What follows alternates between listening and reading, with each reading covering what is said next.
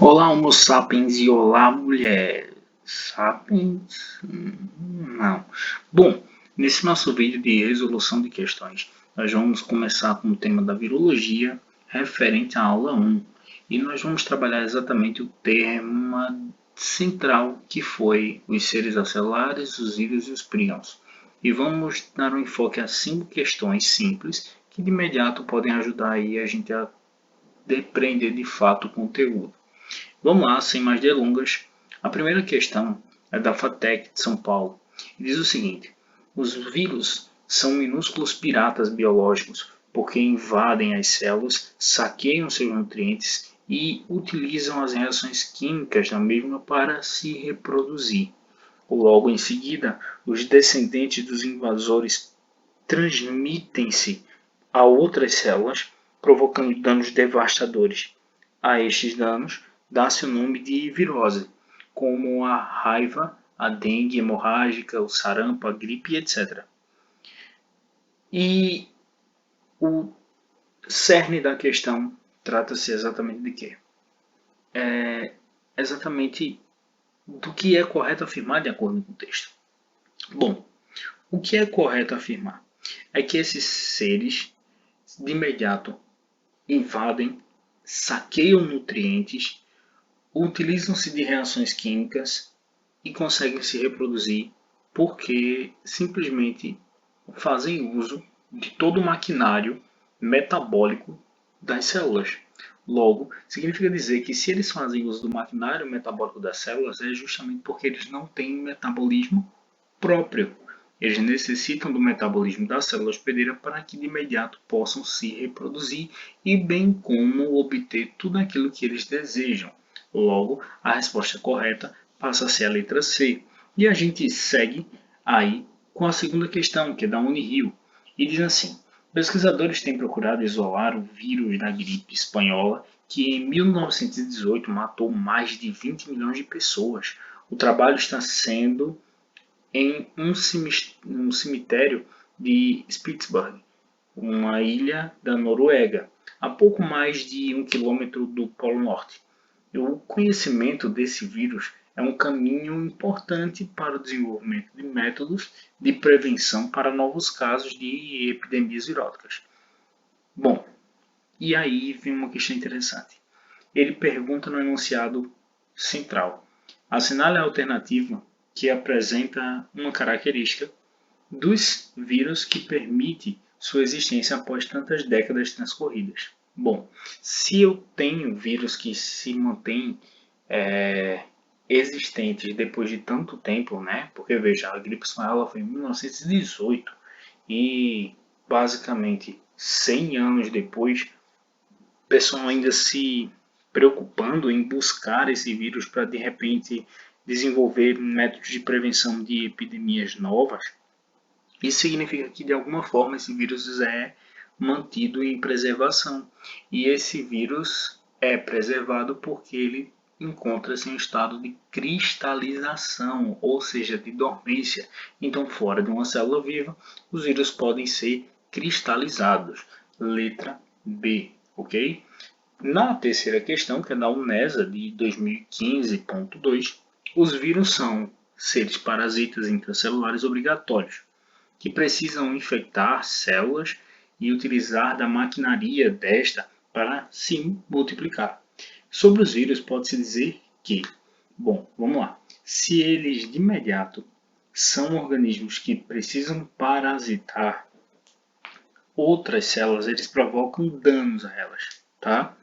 E esses danos são de imediato ocasionados primeiramente porque assim como os antibióticos, eles interferem na síntese proteica daquela célula.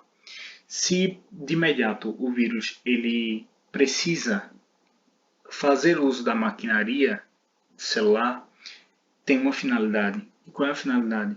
Justamente obter as proteínas que outrora podem ser sintetizadas pelos organismos celulares. Então ele viabiliza a produção de proteína, assim como quem? Os antibióticos. E isso vai acabar provocando uma insuficiência da célula de seus elementos proteicos. Logo, elas vão morrer pela falta de, né, de proteínas. Então, acaba, por exemplo, nas bactérias, os bacteriófagos, impedindo a sua reprodução mediante a morte induzida, uma vez que ele faz uso de seu maquinário de síntese proteica. Então, automaticamente, nós temos a letra E como a mais coerente para essa questão. E a quarta questão já nos traz uma situação diferente. Ela é da FACISB e foi de 2014 no vestibular de medicina. E menciona que a dengue, a AIDS e a gripe causada pelo H1N1 são viroses atualmente monitoradas pelos órgãos de saúde pública. E há uma semelhança entre esses vírus que apresentam DNA ou RNA como material genético, certo? Entretanto, o HIV, causador da AIDS, é considerado um retrovírus, porque necessariamente foi evidenciado o HIV aí nessa questão. Lembra que eu falei que existem alguns vírus que são capazes de produzir uma enzima? Na verdade, não é o vírus que é capaz de produzir.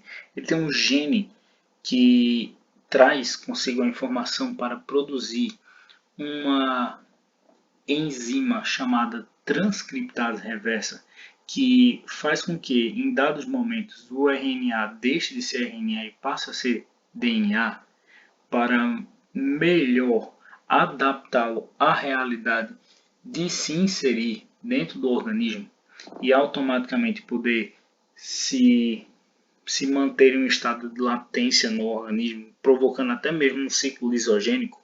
Bom, então está aí. É o fato de que o HIV, o causador da AIDS, é um vírus que apresenta consigo a informação genética necessária para fazer a transcriptase reversa e aí sintetizar DNA a partir de RNA. Letra C.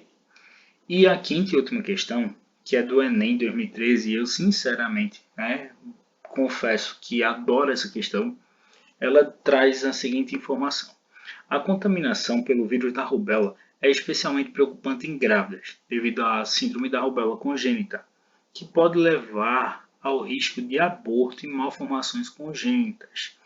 Devido a campanhas de vacinação específicas nas últimas décadas, houve uma grande diminuição de casos de rubéola entre as mulheres, e, a partir do ano de 2008, as campanhas se intensificaram e têm dado maior enfoque à vacinação de homens jovens.